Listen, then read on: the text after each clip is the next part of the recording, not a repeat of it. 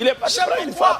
Et vous savez que la femme a une puissance d'impact sur la jeunesse, d'impact sur les enfants, d'impact sur la famille. Parce que le point central, l'élément central de la famille. Et dès que Jézabel est rentrée, elle est venue avec elle 850 prophètes.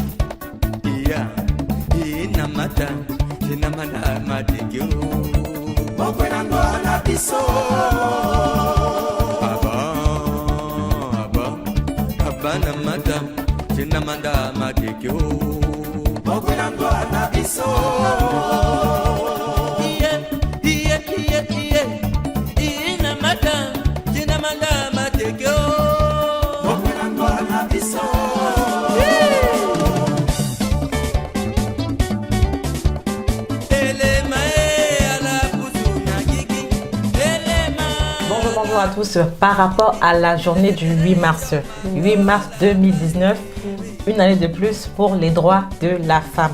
Donc nous avons la grâce de recevoir la sœur qui va se présenter.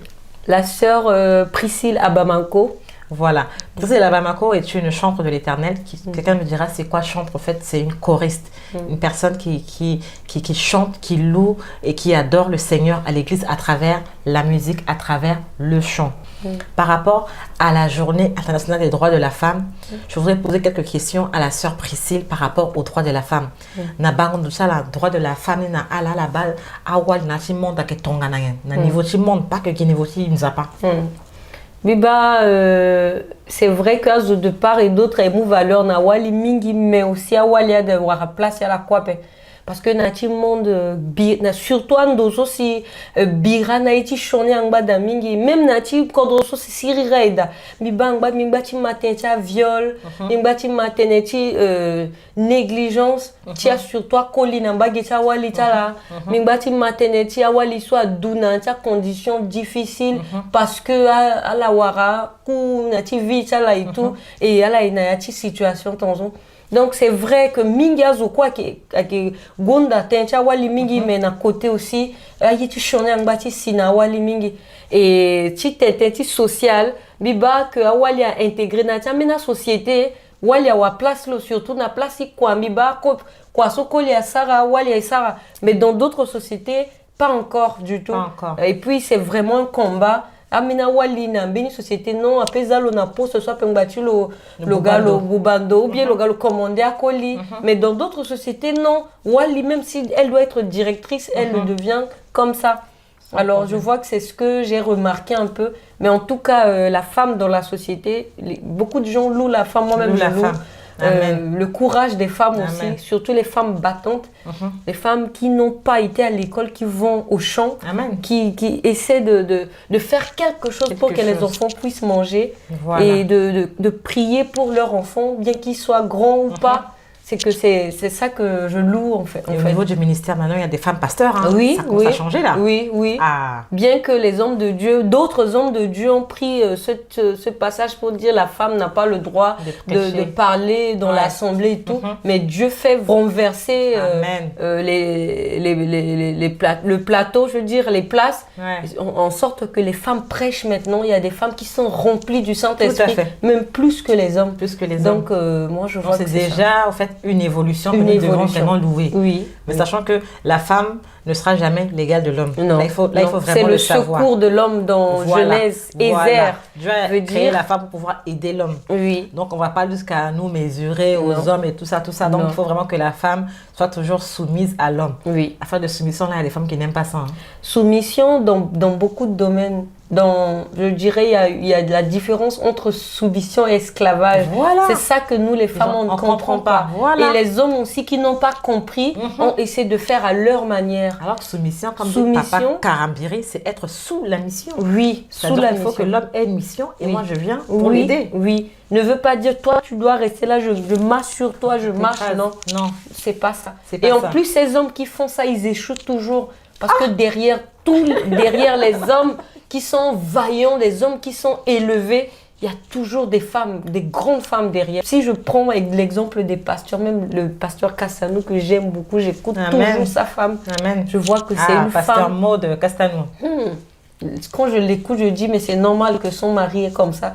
Donc, c'est comme si c'est des reflets, ils se ressemblent dans leur caractère. Bon binôme, quoi. Voilà. Amen. Donc, exemple, en tout cas, ils sont plusieurs. Et les hommes qui ne veulent pas que leur femme puisse émerger, parfois, ils n'avancent même pas. Mais ils font avec leurs propres efforts. Et parfois, ils laissent même leur femme pour faire confiance à d'autres femmes. Et ça ne marche pas. Ouh là là, mon Dieu. Donc, échec sur échec. Ah oui. Et puis, il y a qui vieillir aussi vite. Hein. C'est ce que aussi le pasteur Raoul Wafo dit. Le péché fait vieillir. Donc, d'accord. Donc, en tout cas, il y a des hommes forts, la sœur a dit. Derrière ces hommes-là, il y a des femmes puissantes. Oui. Mais donc, la femme n'a pas besoin d'être devant l'homme ou devant les caméras pour dire qu'elle est forte. Parce qu'en fait, je dis ça par rapport à quoi?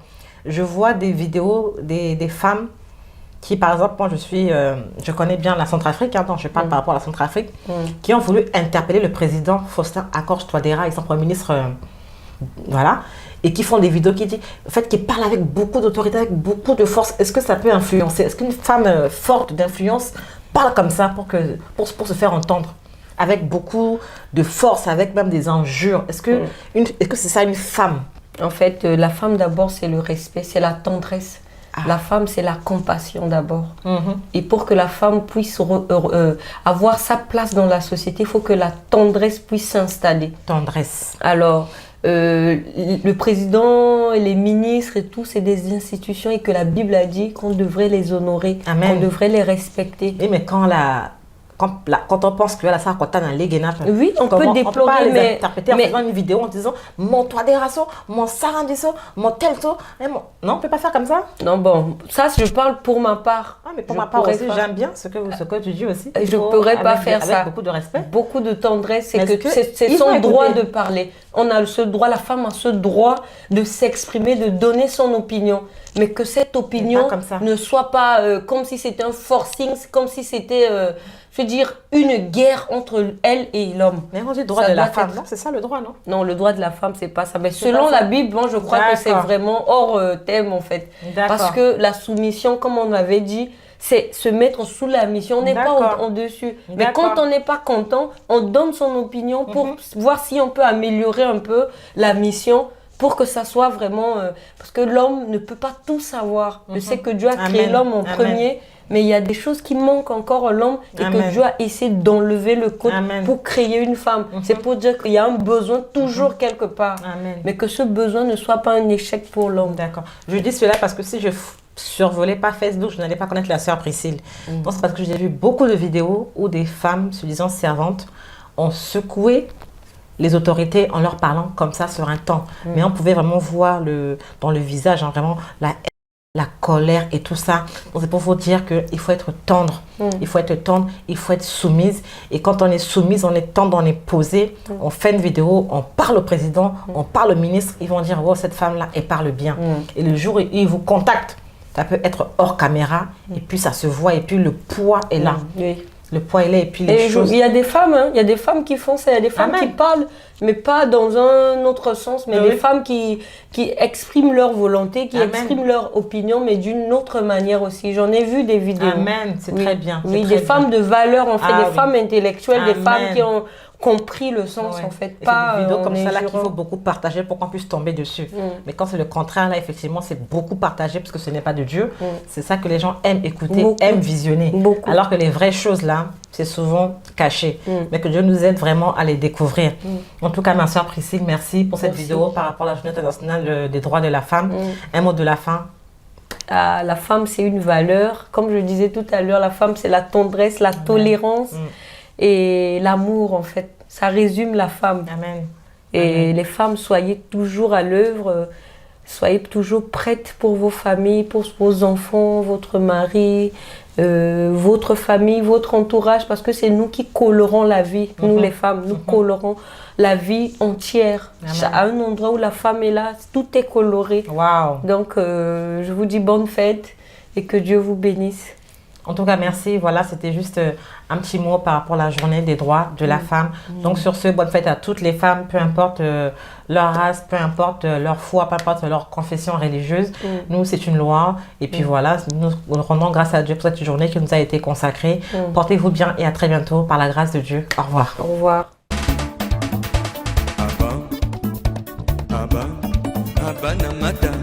Tina manda matikyo Mokwena ndwana biso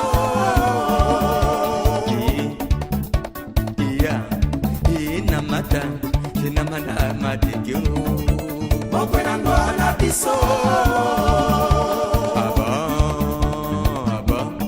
Aba na mata Tina manda matikyo Mokwena ndwana biso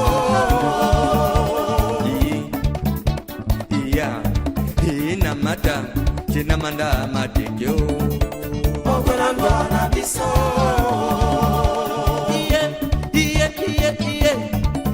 Ina mata Tina manda